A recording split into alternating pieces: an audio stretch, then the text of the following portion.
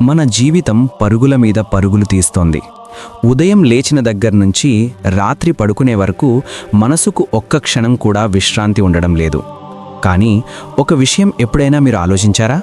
మన జీవితంలో సుమారు 3వ వంతు భాగం మనం ఒకే ఒక స్థితిలో గడుపుతాం. అదే నిద్ర. నిద్ర అంటే కేవలం కళ్ళు మూసుకుని పడుకోవడం మాత్రమే కాదు. నిద్ర అంటే శరీరం తనను తాను బాగు చేసుకునే సమయం, మనస్సు తనను తాను శుభ్రం చేసుకునే సమయం, మన ప్రాణశక్తి తిరిగి నిండుకునే సమయం. మన ప్రాచీన సనాతన ధర్మం కేవలం మోక్షం గురించి మాత్రమే మాట్లాడలేదు. మనం భూమిపై ఆరోగ్యంగా ఆనందంగా ఎలా జీవించాలి అనే సంపూర్ణ జీవన శాస్త్రాన్ని కూడా ఇచ్చింది. వేదాలు, ఉపనిషత్తులు, ఆయుర్వేదం అన్నీ మన జీవన విధానాన్ని సంపూర్ణంగా నడిపించే మార్గదర్శకాలు. ఆయుర్వేదం ఒక గొప్ప సత్యాన్ని చెబుతుంది. మన జీవితం 3 ప్రధాన స్తంభాలపై నిలబడి ఉంది: ఆహారం, నిద్ర, బ్రహ్మచర్యం అంటే ఇంద్రియ నియంత్రణతో కూడిన జీవనశైలి. ఈ మూడింటిలో ఏ ఒక్కటి దెబ్బతిన్నా జీవితం మొత్తం కుదేలవుతుంది. మనకు సాధారణంగా ఆహారం మీద చాలా శ్రద్ధ ఉంటుంది, వ్యాయామం మీద కూడా కొంత శ్రద్ధ ఉంటుంది. కానీ నిద్ర విషయంలో మాత్రం మనం చాలా నిర్లక్ష్యం చేస్తాం.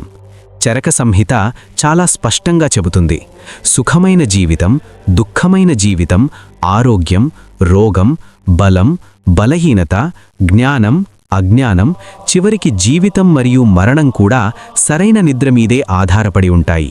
అంటే మన జీవితాన్ని నడిపించే ఒక అజ్ఞాత రాజు నిద్ర. నిద్రను ఆయుర్వేదం అమృతంతో పోలుస్తుంది. ఎందుకంటే ఇది శరీరాన్ని పునర్నిర్మించే ప్రక్రియ. మనము మేల్కొని ఉన్నప్పుడు శక్తిని ఖర్చు చేస్తాం, నిద్రలో ఆ శక్తిని తిరిగి సంపాదించుకుంటాం. సుశ్రుత సంహిత నిద్రను సహజ వేగాలలో ఒకటిగా చెబుతుంది. అంటే నిద్ర రావాలనిపించినప్పుడు దాన్ని అడ్డుకోవడం శరీరానికి చేసిన ఘోరమైన అన్యాయం.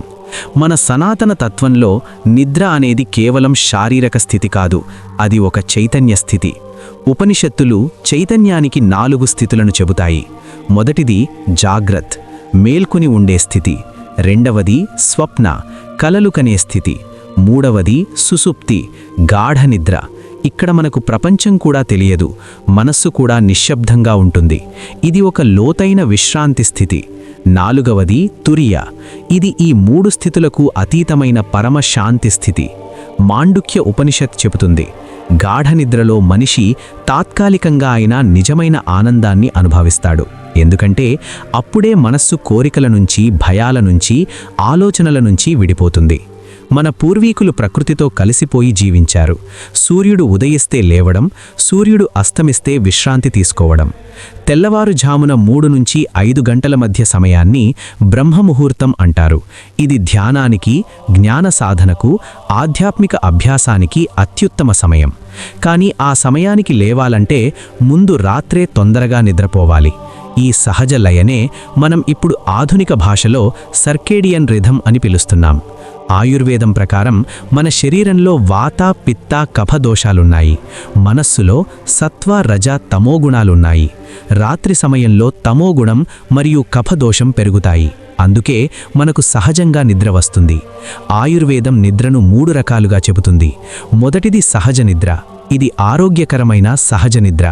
రెండవది తామసిక నిద్ర. ఇది వ్యాధుల వల్ల లేదా అత్యంత బలహీనత వల్ల వచ్చే నిద్ర. మూడవది వైకారిక నిద్ర. ఇది జ్వరం లేదా ఇతర వ్యాధుల వల్ల వచ్చే అసహజ నిద్ర.